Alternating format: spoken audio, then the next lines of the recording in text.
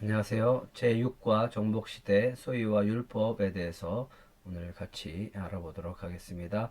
신명기 4장 1절에서 2절 같이 한번 읽겠습니다. 이스라엘아, 이제 내가 너희에게 가르치는 규례와 법도를 듣고 준행하라. 그리하면 너희가 살 것이요 너희 조상의 하나님 여호와께서 너희에게 주시는 땅에 들어가서 그것을 얻게 되리라. 내가 너희에게 명령하는 말을 너희가 가감하지 말고 내가 너희에게 내리는 너희 하나님 여호와의 명령을 지키라. 예, 여러분들이 출애굽 경로를 지도를 따라서 한번 하나씩 짚어보면서 하나님께서 어떻게 이스라엘 백성들을 출애굽을 해서 가나안까지 인도하셨는지 그 여정을 한번 성경을 펼치시고 하나씩 짚어보면서 표시하면서 가시면 이 출애굽의 로드맵이 여러분들에게 보여질 것입니다. 한번 시간 나실 때 이렇게 성경을 읽으면서 한번 해보시기 바랍니다. 예, 성경에서 굉장히 중요한 사건, 이스라엘 백성들에게서 가장 중요한 사건이라고 하면 출애굽 사건이라고 했습니다. 출애굽 사건은요, 약속의 땅 가나안을 전제로 하고 있습니다. 노예 히브리 백성, 땅이 없었던 백성이 광야를 떠돌던 백성이 이제 자신들의 땅, 젖과 꿀이 흐르는 땅, 가나안 땅을 소유하게 되는 과정입니다. 그러나 하나님이 그들에게 땅을 주셨을 뿐만 아니라 그들이 어떻게 하나님의 말씀을 가지고 살아가야 되는가라고 하는 율법도 함께 주시는 것을 보게 되어집니다. 이제 이들은 새로운 땅에서 거룩하신 하나님께 나아가는 법과 함께 살아가는 법을 알아야 합니다. 그래서 율법을 주셨습니다. 하나님께서는 이 필요를 충족시키려고 장막 가운데서 모세를 부르시고 그의 백성이 장막 가운데 계시는 하나님께 나아가는 법, 그리고 하나님과 동행하는 법을 가르쳐 주셨습니다. 하나님께서 이러한 법을 가르쳐 주심은 그분이 백성의 진중에 거하시면서 그들에게 계속하여 복을 주시기 위함이었습니다. 중요한 사실은 하나님께서 이들에게 땅을 주시기 전에 거룩한 백성이 되는 법을 먼저 알려주셨다라고 하는 겁니다. 그래서 출애굽을 하면서 출애굽 15장부터 계속해서 출애굽 40장까지 하나님은 시내산의 언약을 통해서 그들에게 율법을 주시고 구체적으로 어떻게 살아야 되는지를 말씀해 주시는 것을 보게 되어집니다. 그래서 성경은 소유와 율법이 동일선상에 있음을 분명하게 말씀하고 있습니다. 오늘은 하나님께 나아가는 법, 이 하나님이 주시는 소유와 율법에 대해서 좀 더 구체적으로 알아보겠습니다. 물론 나중에 각 성경 각 권별로 이렇게 말씀을 나눌 때 그때 아주 자세하게 하겠지만 이건 개관이기 때문에 구체적인 부분들보다는 전체적인 흐름들을 파악하기 위해서 우리가 살펴보는 거기 때문에 이런 것이 있다라고 하는 정도로 우리가 보시면 좋을 것 같습니다. 하나님께 나아가는 법 세 가지가 있습니다. 하나님께 나아가는 법 어떻게 나아가야 될까요? 하나님께서 주시는 법 중에 전제하는 것이 있습니다. 어떤 전제가 필요하는가? 이거는 하나님은 거룩하시다라고 하는 거예요. 거룩이라고 하는 것은 구별되어진 것이고 죄가 없는 것을 말씀하시죠. 그래서 하나님의 성품이 거룩하기 때문에 하나님은 이스라엘 백성들에게 얘기합니다. 내가 거룩하니 너희도 거룩하라 라고 합니다. 그래서 하나님은 하나님의 백성에게 하나님 닮은 성품을 원하십니다. 그게 바로 뭐냐면 거룩이라고 하는 거예요. 사람은 죄인이며 하나님께로부터 분리되어 있습니다. 우리는 죄인이라고 하는 거죠. 그래서 이 죄를 어떻게 해결하고 하나님 앞에 나아갈 수 있는가. 그래서 하나님이 그 방법을 알려주셨다라고 하는 거죠. 자비하신 하나님께서 사람이 그에게 나아갈 길을 주셨습니다. 이스라엘 백성들에게 하나님께 나아갈 수 있는 길을 열어주셨는데 그게 바로 제사법이었습니다. 하지만 우리에게는 예수 그리스도께서 그 길을 열어주신 거죠. 그것이 예표라고 할 수 있습니다. 하나님께서는 그의 백성에게 요구하시는 삶의 수준이 있습니다. 그 수준이 바로 율법을 주신 이유라고 하는 거죠. 그렇게 해서 하나님은 하나님의 백성이 하나님 백성답게 살기를 원하시죠. 그게 바로 거룩한 삶입니다. 오직 하나님만 바라보고 또 하나님을 중심으로 하나님을 믿는 믿음 안에서 살아가기를 원하신다라고 하는 겁니다. 거기에 보면 왜 히브리 민족에게 율법이 중요한가라고 하는 것을 이야기하고 있습니다. 법은 삶에 큰 도움이 됩니다. 그렇죠? 법이라고 하는 것은 사회 질서를 유지하고 있습니다. 법 없는 사회는 불안하고 가득 찬 사회가 된다. 불안으로 가득 찬 사회가 된다. 또한 법은 강자가 약자를 착취하지 못하게 해준다. 그래서 이스라엘 백성들은 하나님의 그 율법 안에서 보호를 받게 되어진 거죠. 법은 정체성을 부여한다. 법이라고 하는 것을 지킬 때 하나님은 이스라엘 백성이 하나님의 백성이구나 라고 하는 것을 알 수 있게 해주셨습니다. 그게 대표적으로 안식일을 지키고 절기를 지키는 것이었죠. 우리가 누구인가를 알게 해주고 우리가 특정한 백성에게 속한 것을 확인하게 되어집니다. 우리가 주일 예배를 드리는 것, 기도하는 모습, 이런 모습을 통해서 하나님은 우리가 하나님의 자녀인 것을 세상 가운데 보여주고 있는 거죠. 그런 것처럼 이스라엘 백성들에게 이 하나님께 나아가는 법들을 알려주시고 그 중에 율법 가운데 제사법에 대한 부분도 말씀해 주셨습니다. 그래서 제사를 통해서 하나님께 나아가게 되어지는데요. 그 제사법에 대해서 간단하게 설명을 드리겠습니다. 먼저는 번제입니다. 번제는 온전하게 모든 것을 태워서 하나님 앞에 드리는 제사라고 할 수 있습니다. 제사의 상징이 있습니다. 번제물로는 소, 양, 염소, 새가 있습니다. 그런데 이 번제물의 특징은 흠이 없어야 됩니다. 흠 없는 제물을 하나님 앞에 드려야 됩니다. 제사 방법이 있고요. 제사 방법에 대해서는 보겠습니다. 제사의 상징은요, 완전한 헌신을 이야기하고요. 그런 의미를 갖고 있고요. 제사 방법으로는 가죽을 벗깁니다. 그리고 각을 뜨고 단 위에 모두 태우게 되어집니다. 제사를 드리는 사람이 직접 잡아서 하나님 앞에 드리는 것이 번제라고 할 수 있겠죠. 소제가 있습니다. 소제는 특징이 곡식이에요. 제사의 상징, 단 하나의 피 없는 제사로서 하나님께 감사함으로 봉사한다. 감사의 상징이 있고요. 번제물로는 땅의 소산으로 그렇게 드려지게 되어집니다. 제사 방법으로는요, 곡식을 구운 가루를 기름과 유황과 소금을 쳐서 화제로 드리며 꿀이나 누룩을 섞지 않습니다. 화제라고 하는 것은 불로 태워서 드린다라고 하는 거죠. 화목제가 있습니다. 화목제는요, 하나님과의 교제입니다. 예수님께서 하나님과 우리 사이에 화목 제물이 되어졌죠. 그래서 화목제는 하나님과의 교제, 하나님의 관계가 중요한 거죠. 번제물로는 소, 양 역시 흠없는 수컷으로 드려지게 되어집니다. 제사 방법은요, 드려진 죄인의 제물을 이웃과 나누어 먹을 수 있는 제사다라고 해서 굉장히 특별한 제사죠. 나눠 먹는다라고 하는 거죠. 화목제이기 때문에. 속죄제는요, 하나님 앞에 지은 죄를 대속한 겁니다. 고범죄는 해당되지 않습니다. 하나님 앞에 지은 죄를 대속하는 겁니다. 우리의 죄를 짐승에게 전가시켜서 하나님이 그 짐승을 지고 그 피를 통해서 하나님은 죄를 사해 주신다라고 하는 거죠. 번제물은요, 제사장과 온 회중 중은 흠 없는 수송아지, 족장은 수염소, 평민은 암염소, 어린 양, 암컷, 집비둘기, 새끼, 고운 가루가 있습니다. 그러니까 직분이 제사장일 경우에는 더 엄중하죠. 그러니까 책임감이 있는 거죠. 그래서 수송아지를 드리게 되어집니다. 제사의 상징은요, 하나님 앞에 지은 죄를 대속하는 겁니다. 우리의 죄를 하나님 앞에 대속하는 거죠. 피를 성소장 앞에 7번 뿌리고요, 향단불에 바르고 남은 피 전부를 번제단 밑에 쏟는 그런 제사가 되겠습니다. 그래서 피를 통해서 죽음을 상징하죠.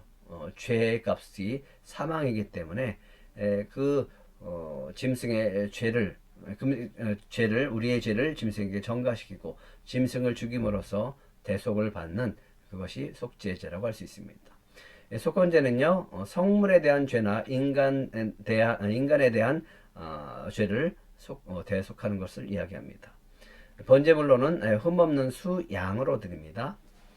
제사 방법으로는 사람에 대한 피해 보상을 하는 것이 속건 제물 드리는 전제 조건이다. 여기에는 특별하게 보상이라고 하는 것이 들어 있습니다.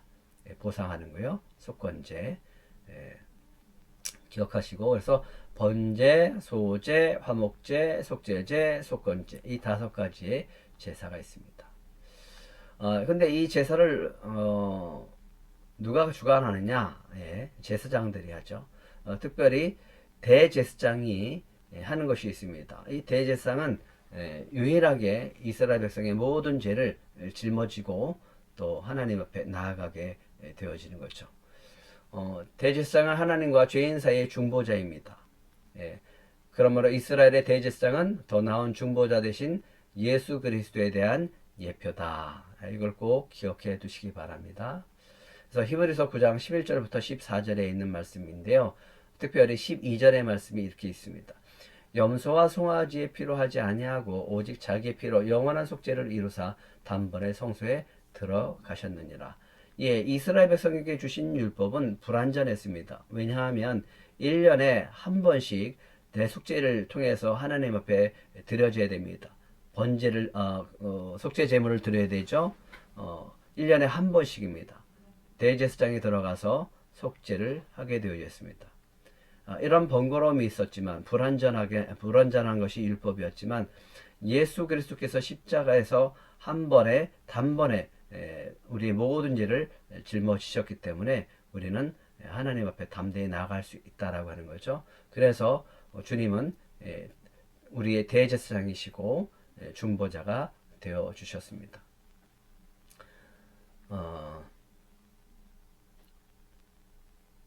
레위기 11장부터 17장까지의 육체적인 정결이 나옵니다. 그 다음에 레위기 16장부터 17장까지는요 속죄 일에 대한 부분이 나옵니다. 육체적인 정결은요 회막에 계시는 하나님께 나아가는 자는 반드시 몸을 정결하게 하고 거룩하게 지켜야 한다라고 하는 거죠. 이로 인해서 하나님께서 먹을 수 있는 음식과 질병과 출산, 죽은 시체 등에 대한 규정을 정하셨고 또 이렇게 육체적으로 깨끗함을 유지함으로써 하나님께 나아가서 예배 드릴 수 있었다라고 하는 겁니다. 그래서 하나님 앞에 나아가기 위해서는 몸가짐, 우리의 옷, 또 이 모든 것들, 또 내면, 또 외면 이런 모든 것들이 다 거룩한 모습으로 주님 앞에 나아가야 되는 거죠. 그러기 위해서는 특별히 육체적인 정결 의식을 통해서 하나님 앞에 나아가야 됐다라고 하는 겁니다. 지금도 마찬가지죠. 주님 앞에 나아가기 위해서는 우리가 주일날 최선을 다해서 주님 앞에 거룩한 모습으로 또 정결한 모습으로 나아가려고 하는 거죠. 이런 것들이 주님 앞에 정결한 모습으로 나아가기 위한 이 율법을 통해서 이루어지는 것입니다. 그래서 사람을 만나는데도 예의가 있듯이 하나님을 만나는 입장에서는 가장 정결한 모습으로 주님 앞에 나가야 되는 거죠. 하나님의 속성이 뭐라고 그랬죠? 거룩이라고 그랬죠. 그래서 우리도 거룩하라라고 말씀하셨습니다. 영적인 성결입니다. 영적인 성결 속에서는 죄를 다 속죄 받아야 되는 거죠. 하나님의 자비와 은총이 가장 강하게 표현되는 날이다. 속죄일은요 대제사장이 지성소에서 들어가는 1년 중 단 하루의 날이다. 또 이스라엘 백성의 죄가 사함을 받는 날이다. 그래서 1년의 모든 죄를 그 날에 모든 죄가 다 사함 받는 날이기 때문에 굉장히 중요한 날이라고 할 수 있고 이 날은 더 정결하고 더 경건하고 주님 앞에 나아가기 위해서 더 준비하는 것을 보게 되어집니다. 그래서 이 대속죄일은 이스라엘 백성들에게 굉장히 중요한 날이었습니다. 히브리 예배에 3가지 요소가 있습니다. 첫 번째는 너희들이 나를 기억하라, 여호와 하나님을 기억하라라고 하는 의미에서 예배의 첫 번째 요소라고 할 수 있죠. 자유의 백성이 된 히브리인들은 출애굽 사건을 결코 잊을 수 없었다. 그래서 늘 하나님이 강조하는 것이 있다라고 했죠. 내가 너희를 애굽에서 구원해낸 여호와 하나님이다 라고 하는 것을 늘 강조하셨습니다. 출애굽은 그것이 역사적이든 개인적이든 구원의 체험을 상징한다. 그래서 유대인들은 6월절 축제를 쉐이더라고 부르는데 이는 식사나 예배의 순서를 의미한다. 그래서 예배의 의식이다라고 하는 거죠. 이날 그들은 이스라엘 백성이 기적적으로 노예 생활에서 구출된 것을 기억을 하게 되어지고요. 하나님의 도우심으로 광야에서 생존한 것을 기억한다. 하나님께서 광야에서 만나와 메추라기와 또 생수로 그들을 먹이시고 입히시고 또 인도하셨다라고 하는 거죠. 살게 하셨다 하는 거죠. 하나님의 지혜를 기억한다. 시내산에서 받은 율법으로 기억해야 되고요. 자유를 주시고 약속의 땅을 기억하면서 그들은 하나님의 인도함을 받고 나아갔다라고 하는 거죠. 유대인이었던 초대 기독교인들은 예수의 죽음을 유월절 양의 희생과 연결시켰습니다. 그래서 예수님은 유월절의 어린 양이었죠. 죄의 노예에서 그들을 해방시켜준 예수의 희생으로 출애굽 사건을 재해석하는 것처럼 예수님은 우리의 모든 죄를 짊어지고 간 어린 양이시죠. 출애굽은 죄로부터 구원을 기억하게 해준다. 그래서 이스라엘 백성들은 기억을 합니다. 이 예배를 통해서 하나님께서 우리를 구원하셨구나. 하나님께서 애굽에서 우리를 구원해 주신 하나님이다라고 하는 거죠. 그 가운데 애굽에서 구원했다라고 하는 그 의미 가운데는 죄에서 구원해 줬다라고 하는 것을 기억하는 겁니다. 우리가 항상 기억해야 될 것, 예수 그리스도의 십자가의 은혜죠. 우리의 모든 죄에서 우리를 구원하시기 위해서 오신 예수님이 우리를 구원해 주신 그 은혜를 감사하고 또 찬양하는 것이 예배인 거죠. 두 번째는요, 속죄하는 겁니다. 고대 히브리인들은 그들의 죄책감을 예배의식을 통해서 표현했습니다. 그들은 그들의 죄를 고백하였고요. 수치를 그들의 창조주요 구속주가 되시는 하나님께 회개했습니다. 속죄라고 하는 것이 회개죠. 레위기 16장에는 대속죄일이 있습니다. 욤키프림이라고 하는 이 날에는요, 속죄제에 대해서 말씀하고 있습니다.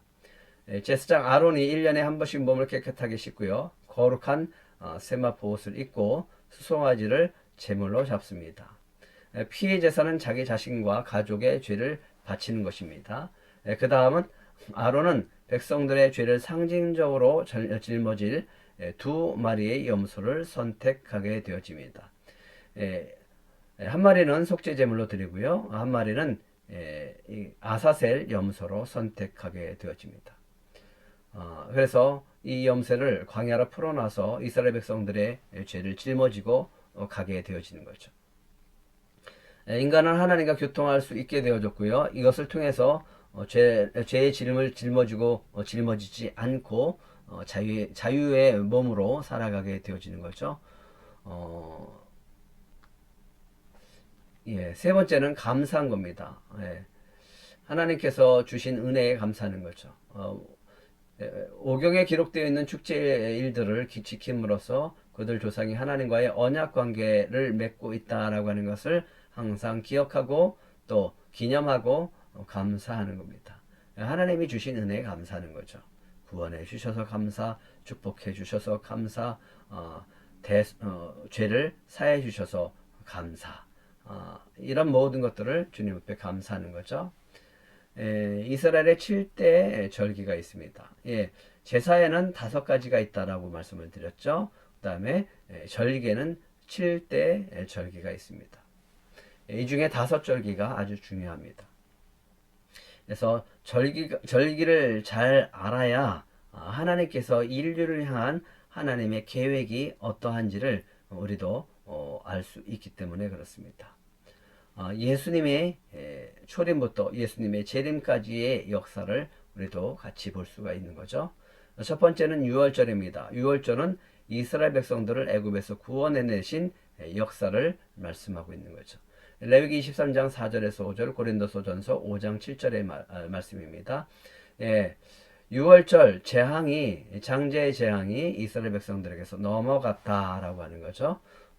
넘어가다라는 뜻을 가지고 있습니다. 그래서 니산월 1월 14일 해질 무렵 나흘 전에 준비한 수양을 구워서 무교병에 쓴 나물과 함께 먹고요. 그 피를 문설주에 바르고 안식까지 남은 것을 불에 태워버립니다. 서서 먹어야 됩니다. 그들에게 명령하셨습니다. 급하게 이제 애굽을 나와야 되기 때문에 그렇게 하신 거죠. 대신에 어린 양의 피로 인해서 그들의 장자가 죽어야 되지만 하나님은 그들에게 재앙이 그 피가 임방에 발려졌고 문설주에 발려진 것을 보고 재앙을 넘겨주셨습니다. 그래서 6월절입니다. 애굽이 하나님의 진노를 장자를 잃는 10번째 재앙을 당할 때 구원해 주셨다라고 하는 그런 해방의 기념, 구원의 기념, 그래서 6월절을 지키라고 하는 거죠. 만약에 이것을 지키지 못했다라고 하면 하나님께서 1월 14일이 아니라 2월 14일에 지키도록 하셨습니다. 멀리 있거나 부득이해서 지키지 못했을 경우에는 이렇게 2월 14일에 지킬 수 있도록 하신 겁니다. 날짜가 중요한 것이 아니라 하나님이 그들을 구원해 주셨다라고 하는 것을 기억하고 기념하는 것이 중요하다라는 의미라고 할 수 있습니다. 그런데 여기서 1월 14일이라고 하는 것은 태양력을 얘기하는 것은 아닙니다. 유대력을 얘기하는 겁니다. 우리나라로 따지면 약 3월에서 4월 정도가 될 겁니다. 무교절은요, 마차로 니산월, 아비월 1월부터 1월 15일부터 이제 7일 동안 약 21일까지 누르기 없는 무교병을 먹으면서 이 기억을 하는 거죠. 성회로 열고 노동을 하지 않습니다. 그러니까 6월절에 연장선상에 있는 것이고 그들이 하나님 앞에 구원받은 것에 감사하는 겁니다. 그런데 이 무교절 가운데요. 무교절 가운데 6월절 후 첫 안식일 다음 날은 바로 초실절이게 됩니다. 히브리어로 바쿠림이라고 하는데요. 무교절 기간 중에 있습니다. 그래서 이 날은 추수 전에 곡식의 첫 이삭을 한 단을 베어다가 하나님 앞에 드리면서 감사하면서 또 소망하는 겁니다. 이제 이와 같이 하나님께서 남은 곡식들도 풍성하게 또 잘 익을 수 있도록 주여 축복해 주시옵소서라고 하는 그런 간구가 들어있는 것이죠. 그리고 첫 것은 이런 의미가 있습니다. 이 모든 것이 다 하나님의 것입니다. 그 중에 이 일부를 주님 앞에 드립니다. 라고 하는 그런 의미가 있는 거죠. 대표성을 갖는 거죠. 그 다음에 이제 초실절부터 날짜를 세기 시작합니다. 그래서 7주, 77이 49에서 77절, 그 다음에 그 다음날 드린다 해서 오순절, 이것을 맥주 감사절 이렇게 얘기합니다. 히브리어로는 샤브라고 하죠. 샤부아라고 합니다. 맹세하다는 뜻이 있고요. 밀을 수확할 수 있도록 복 주신 하나님께 감사하는 날입니다. 그래서 초실절부터 50일째에 해당하는 날로서 보통 쉬한월 3월 6일경이 된다. 그래서 우리나라는 7월 첫째 주에 맥주 감사절을 지키고 있죠. 이날은 하루한 절기를 지키는데 성회를 공포하고요. 노동이 금지되어 있고요. 하나님께 번제를 드렸고 수염소 한 마리를 속죄제로 드리게 됩니다. 특별한 것이 있습니다. 이 77절에 드릴 때 이 제물에서 특별한 것 누룩 없는 무교병을 쓰지만 77절에는 특별히 누룩을 넣는 유교병을 소재로 사용합니다. 이제 절기가 반이 넘어가서 7월달로 넘어갑니다. 이 7월달은 이스라엘 백성에게 절기상 굉장히 중요한 달이라고 할 수 있습니다. 우리나라로 따지면 한 10월 정도 되겠죠. 10월이나 11월 정도. 나팔절. 나팔절은요. 욤테루아 이렇게 얘기했죠. 나팔절은 티시루월, 에다님월 7월 1일로 유대 민간용어로 1월에 해당하는 새해 첫날이다. 그래서 우리는 1월 1일이 새해 첫날이지만 유대인들에게 있어서는요, 이 나팔절이 새해 첫날입니다. 이날은 나팔을 하루 종일 일정한 간격으로 불고요. 성회로 선포되어지고 노동을 금하고 속죄제로 수염소 한 마리를 드리게 되어졌습니다. 그리고 난 다음에 열흘이 지난 다음에 7월 10일이 되면 대속죄일입니다. 이날은 욤키푸림이라고 해서 연중 이날만 대제사장이 지성소에 들어갈 수 있는 날이고요. 이스라엘 백성의 모든 죄를 가지고 들어가서 수염소와 아사셀 염소를 통해서 속죄를 받는 날이라고 합니다. 수염소는 제물로 드리고요. 아사셀 염소를 하나 선택을 해서 그 염소는 광야로 내보낸다라고 했죠. 예. 그 다음에 5일 후에 7월 15일부터 8일 동안에는 이스라엘 백성에게 가장 큰 축제라고 할 수 있는 이 초막절 또는 수장절, 장막절이라고 불립니다. 이 두 가지 의미를 갖는다라고 했죠. 이 두 가지 의미는 하나는 초막절이라고 해서 초막을 광야에서 초막 생활을 했다, 장막 생활을 했다라고 해서 하나님께서 광야에서 우리를 인도하셨다라고 하는 그런 의미를 가지고 있고 그래서 감사하고요. 또 하나는 수장절의 의미인데 1년 동안 지은 곡식 하나님께서 축복해 주신 그 곡식을 다 걷어다가 수장하는 그래서 하나님께 감사하는 그런 절기라고 할 수 있습니다. 첫째 날과 여덟째 날은 성회를 모이고요. 역시 노동이 금지되어 있고요. 모든 민족들이 다 함께 축복하고 서로 하나님 앞에 나와서 기뻐하고 축제를 벌이는 그런 절기라고 할 수 있겠죠. 그 외에 두 절기가 있습니다. 이거는 하나님께서 율법으로 주신 절기가 아니라 특별히 이스라엘 역사 가운데 나타나는 특별한 두 절기가 있었습니다. 이것은 그래서 신약 성경에 나타나는 두 절기라고 할 수 있고요. 불임절은 우리가 잘 알고 있듯이 부르라고 하는 이 말에서 유래가 되어 있고요. 부서뜨리다, 깨뜨리다, 제비에 뽑다 라고 하는 이 뜻에서 나와 있죠. 그래서 하만의 그 괴계에 의해서 이 에스더가 이스라엘 백성들을 구원하는 하나님께서 그들을 구원하신 그 은혜에서 12월 13일을 이스라엘 백성들이 에스더가 금식하고 기도한 날로 모두 이날은 금식하고요. 14, 15일은 회당에 모여서 에스더를 봉독했다라고 합니다. 수전절은 요한복음에 나오는데요. 한우카라고 해서요. 9월 25일부터 8일 동안 행해지는 이 절기는 주전 164년 유다 마카비에 의해서 성전이 회복된 것을 기념하는 날로 지켰습니다. 예수님이 오시기 전에 잠깐 한 100년 동안 이스라엘 백성들이 독립했었던 그 마카비 혁명의 시대가 있었습니다. 그 시대 때 있었던 사건을 기념을 해서 성전이 다시 회복된 것을 기념하면서 지켰던 이 절기라고 할 수 있습니다. 그래서 이날은 성전에 올라갈 때 부르는 노래인 할례를 부르면서 성전에서 지냈고 첫날부터 시작하여 하루가 지날 때까지 촛불을 하나씩 더하는 전통이 있습니다. 이 표는 너무너무 중요합니다. 왜냐하면 유대인의 절기와 이스라엘의 절기와 이것이 이제 장차 하나님께서 어떻게 이 인류 가운데 예수 그리스도 통해서 이루시고 또 이루셨고 또 이루실 것인가라고 하는 것을 알 수 있기 때문에 그렇습니다. 유월절은요 십자가의 사건을 예표하는 거죠. 그래서 우리를 죄에서 구원하신 예수 그리스도의 은혜가 있는 거죠. 무교병은요 묵은 누룩을 내어버리라 누룩 없는 떡으로 하자. 그래서 우리의 삶은 항상 거룩한 삶을 살아야 된다라는 의미가 있고요. 첫 열매가 됐습니다. 초실절의 의미가 있는데 이 초실절의 의미는 곧 예수님께서 부활의 첫 열매가 됐다라고 하는 의미에서 초실절 첫 열매가 되셨습니다. 그리고 잠시 성령의 시대가 이어지죠. 성령의 시대가 이어지고요. 오순절이 옵니다. 내가 가면 보혜사를 너에게 보내리니 하면서 잠깐 기다리는 시간.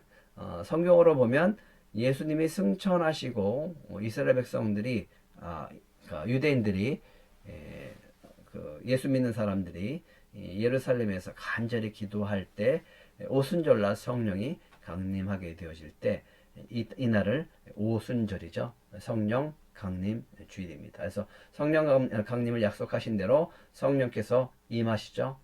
오순절 또는 칠칠절, 우리는 성령 강림 주일 또 오순절 이렇게 지키고 있습니다. 나팔절입니다. 이제 나팔절부터는 예수님이 다시 오실 때에 이루어지는 이 사건을 예표를 하고 있습니다. 나팔절은요, 나팔을 불어서 성회를 소집하죠. 속죄의 마지막 날을 준비하기 위해서 이스라엘을 다시 모으게 되어집니다. 나팔이 부러지면.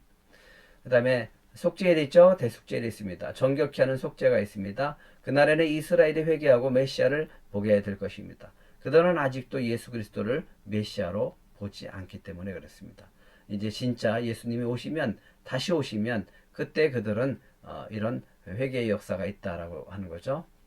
그 다음에 초막절과 장막절, 이거는 결국 천하만국이 예루살렘으로 올라와서 초막절을 지키게 될 것이다 라고 스가랴서에 말씀하신 것처럼 그렇게 될 것을 말씀하고 있습니다. 이런 절기가 구약의 이스라엘 백성들에게 주셨던 절기가 이제 장차 예수 그리스도를 통해서 진정한 절기가 완성되어진다라고 하는 것이죠. 그 이후에는 새하늘과 새 땅이 임하게 되어집니다. 믿음과 순종에 통한 약속의 실현, 땅과 소유, 이제부터는 이스라엘 백성들이 가나안 땅으로 들어가는 여정을 이야기를 하십니다. 모세의 후계자인 여호수아가 하나님의 약속을 믿으면 하나님께서 그들에게 승리를 가져다 주신다는 믿음을 입증하고 있었습니다. 그래서 이제 이스라엘 백성이 소유하게 될 가나안 땅이 어떤 곳이 될지 우리가 잠시 살펴볼 필요가 있다라고 하는 거죠. 왜 하나님께서는 이스라엘 백성들을 통해서 가나안 모든 민족을 다 멸하시라고 하셨을까? 참 하나님은 잔인하시지 않을까? 이런 생각을 해봤던 적도 있죠. 사람들은 그렇게 얘기합니다. 하나님 참 잔인하다. 어떻게 가나안 민족을 다 진멸하라고 하실 수 있을까? 그리고 그렇게 다 진멸하실 수 있을까라고 하는 의문을 갖게 되어집니다. 근데 우리가 이것을 살펴보면 이해가 갑니다. 왜 하나님께서 이스라엘 백성들을 통해서 가나안 민족들을 다 멸하게 하셨는지. 가나안 땅의 정치적인 배경은요, BC 1400년경 많은 도시국가가 산지에 있었습니다. 고대에 그런 도시국가들이 형성되어 있습니다. 종교적인 배경은요, 가나안에서 많은 이방신들을 섬기고 있었습니다. 그러면 우리가 하나님을 뜻하지만 그들에게는 가장 높으신 신이라고 하는 그런 의미를 갖고 있습니다. 특별히 주신인 바알이 있습니다. 풍요의 신이죠. 그래서 이스라엘 백성들이 가나안 땅에 들어갔을 때 바알을 섬겼다라고 하는 것은 농사를 짓게 되어졌을 때 이 바알이 그들에게 풍요를 준다라고 믿었던 가나안의 신을 그렇게 영향을 받아서 가나안 사람들에게 영향을 받았기 때문에 그렇습니다. 아세라도 마찬가지죠. 바알의 배우자입니다. 신도 배우자가 있습니다. 바알의 아세라 배우자입니다. 바알의 배우자입니다. 아스타롯이 있습니다. 아스타롯이라고 하는 것은 풍요와 사랑과 전쟁의 여신입니다. 가나안 족속의 타락 상황이 있습니다. 뱀을 숭배했고요. 신전 내에서 성행위가 이루어졌고요. 어린이를 제사로 인신 제사를 드렸습니다. 근친상간이 있었고요. 동성연애가 있었고요. 짐승과 교합하는 그런 아주 타락한 그런 족속들이었다라고 하는 겁니다. 이런 죄악이 만연했습니다. 그래서 하나님은 그들의 죄악으로 인해서 멸망시켰다라고 하는 거죠. 이스라엘의 대외 정책이 있습니다. 신명기 20장 10절에서 18절이고요. 가나안 땅 밖의 나라 이스라엘의 세력권 밑에서 화친한다. 즉 이스라엘 백성이 전쟁하러 나아갈 때 멀리서 화친하러 왔다라고 하면 화친을 맺어주라라고 하는 겁니다. 단 가나안 족속은 다 죽이라고 말씀하십니다. 호흡이 있는 자는 모두 진멸하고 가나안 족속들의 종교적 타락에 대한 심판이었고요. 에, 왜 하나님께서 그들에게 이렇게 진멸하라고 했는가? 결국은 이스라엘 백성이 가나안 족속과 연합하거나 그들의 문화를 받아들이거나 그들이 믿었던 신을 믿게 되어질까봐 거룩한 하나님의 백성들이 그들로 인해서 죄를 짓고 결국은 심판을 받게 될까봐 하나님이 진멸하라고 했습니다. 하지만 그들은 결국 남겨둔 가나안 족속들로 인해서 거꾸로 영향을 받고 그들이 타락하게 되어지는 것을 보게 되어집니다. 이제 여호수아가 이스라엘 백성을 데리고 인도에 들어갑니다. 모세가 이 가나안 땅을 바라보면서 숨지게 되어지죠.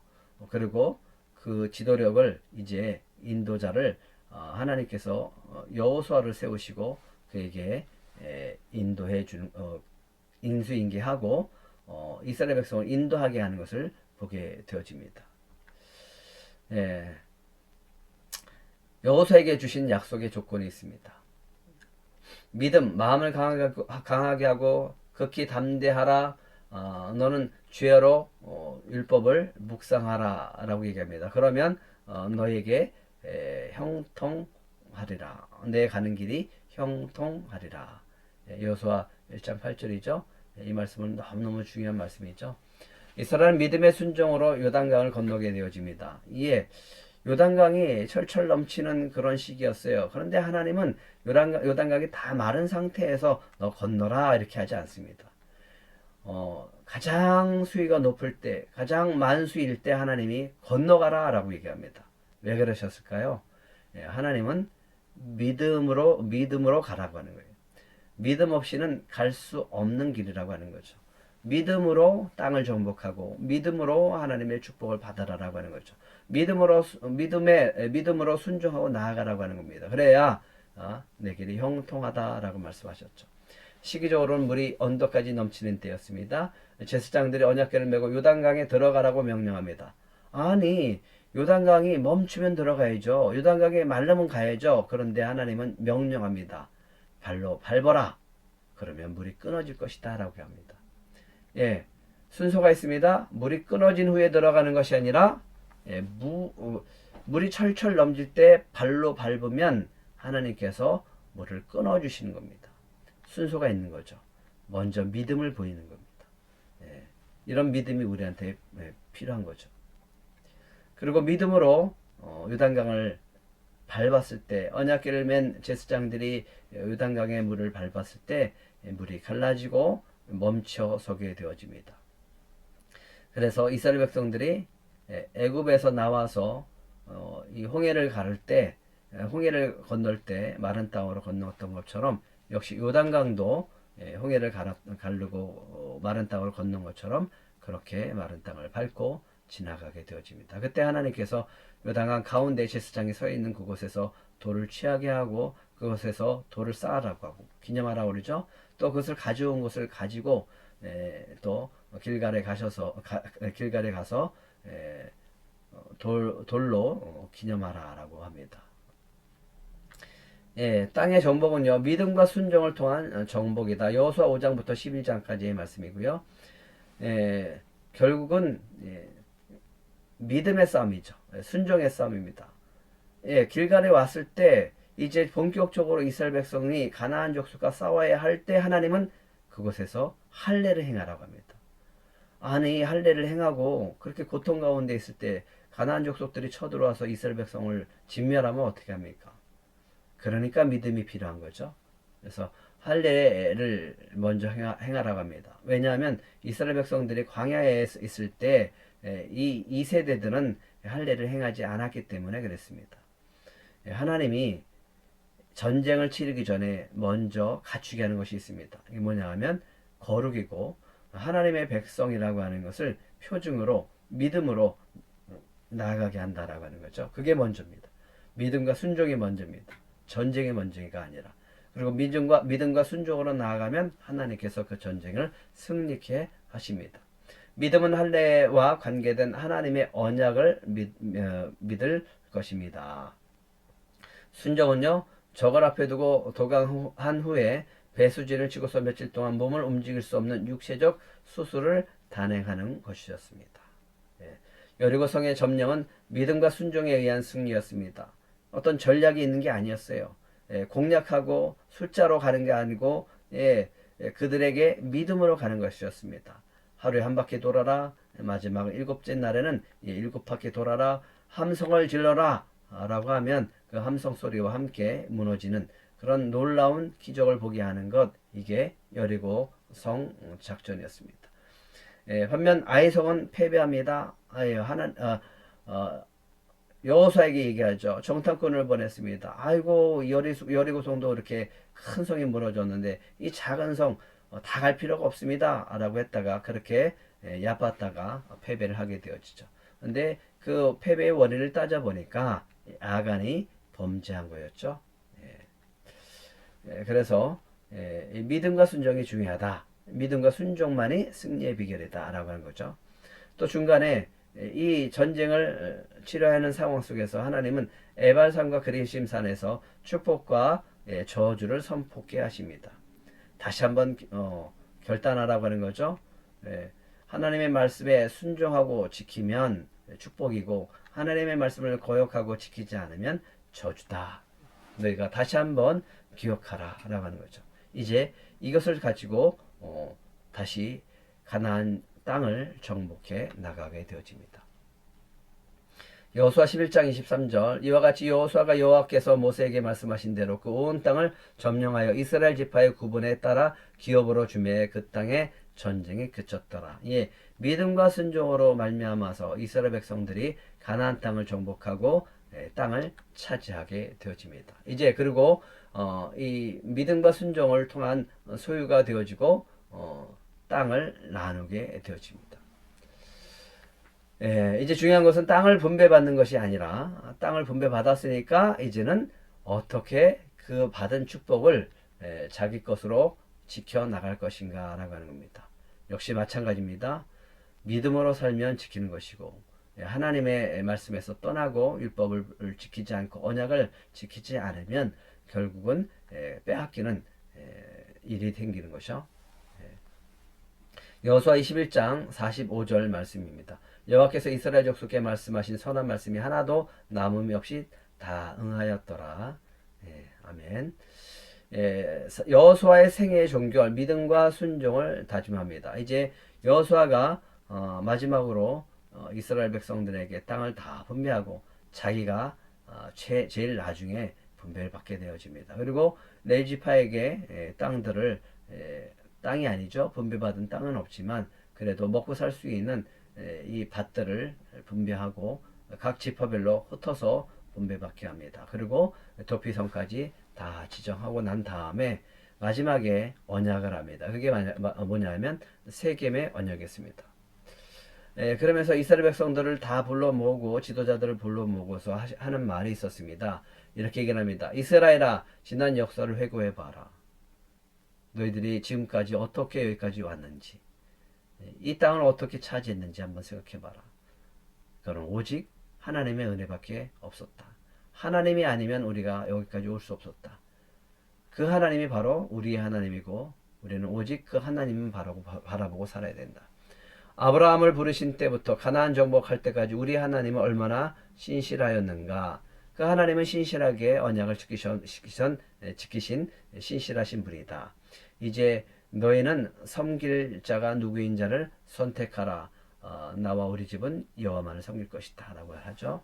이스라엘의 선택은 여호와 하나님밖에 없다라고 하는 겁니다. 역사적으로 보면요, 이때만큼 하나님을 향한 신실한 모습을 보인 적이 없습니다. 참 하나님을 향해 전적으로 믿고 전적으로 순종하면서 달려왔기 때문에 이 시대는 정말 하나님이 축복하실 수밖에 없는 그런 시대였다라고 하는 거죠.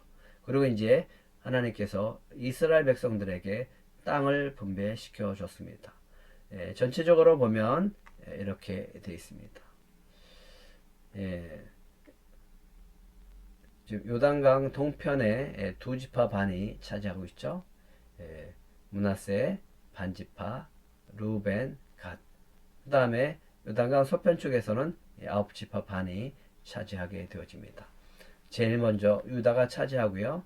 그 다음에 이제 에브라임이 차지하고 나머지 지파들이 차지하는 그런 순서들이 있는데 여호수아를 한번 참조해 보시면 좋을 것 같습니다. 정리해 보겠습니다. 하나님께 나아가는 법 세 가지가 있다라고 했습니다. 뭐가 있다 그랬죠? 제사를 통해서 나간다. 예배를 통해서만 나갈 수 있는 거죠. 또 한 가지는 대제사장을 통해서 나갈 수 있었습니다. 1년에 한 차례씩 대속죄일 날 우리의 이스라엘 백성의 죄를 대제사장이 가지고 들어가서 속죄하게 되어집니다. 또 정결함으로 나아가게 되어집니다. 이 모든 것들은 우리는 예수 그리스도께서 우리에게 죄를 사해 주셨고 단번에 하나님께 나아갈 수 있는 길을 열어주셨기 때문에 우리가 하나님 앞에 나아가서 예배드릴 수 있는 거죠. 여호수아 생애를 사den기로 나타내 보십시오.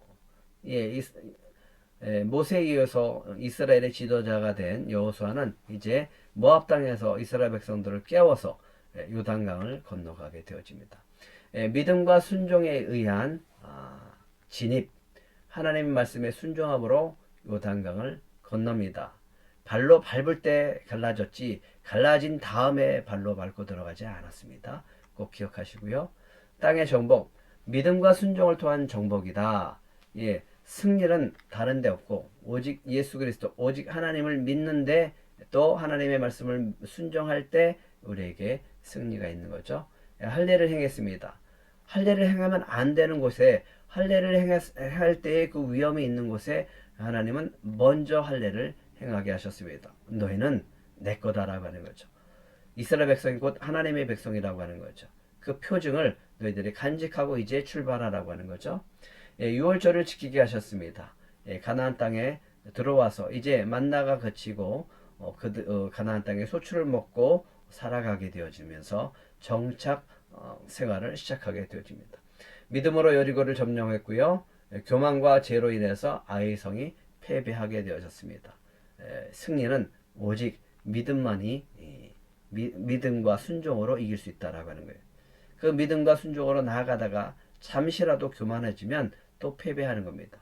절대로 교만은 버려야 됩니다. 늘 겸손하게 주님을 의지하고 살아가야 되는 거죠. 이제 땅을 분배하는 거죠. 믿음과 순종을 통한 소유, 제비를 뽑아 땅을 분배했고요. 제비를 뽑는 것은 하나님의 뜻을 알려는 행위였다.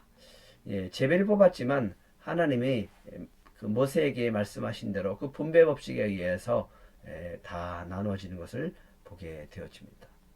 여호수아의 생애 종결, 믿음과 순종을 다짐합니다. 그래서 마지막 세겜의 이스라엘 백성들을 모으고 언약합니다.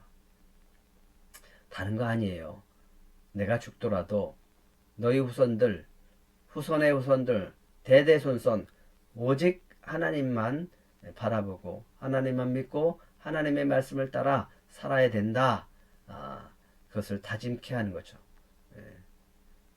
그것이 여호수아의 마지막이었습니다. 하나님께서 우리에게 말씀을 주셨습니다. 늘 강조하고 또 강조합니다. 우리가 하나님 앞에 나아가기 위해서는 거룩해야 됩니다. 하나님이 거룩하니까 너희도 거룩하라고 했습니다. 이 거룩함이 어디서 나오는가? 그것은 날마다 주님의 말씀을 가지고 앞에 서서 주님의 말씀을 묵상할 때 이루어집니다. 묵상하면 우리가 무엇을 잘못했는지가 보여지고요. 주님의 책망이 있고요. 또 바르게 함과 교훈과 의로 교육하기에 유익한 그 은혜가 우리 안에 있습니다. 경건의 습관이요. 거룩한 습관이 우리를 승리케 하고 하나님께 축복을 받는 통로가 된다라고 하는 것을 꼭 기억하시기 바랍니다. 좌로나 우로나 치우치지 않고 오직 주야로 주님의 말씀을 묵상함으로 하나님께 축복을 받고 하나님께 그 은혜, 하나님이 주신 은혜 가운데 형통한 삶을 사시기를 축복합니다. 마치겠습니다.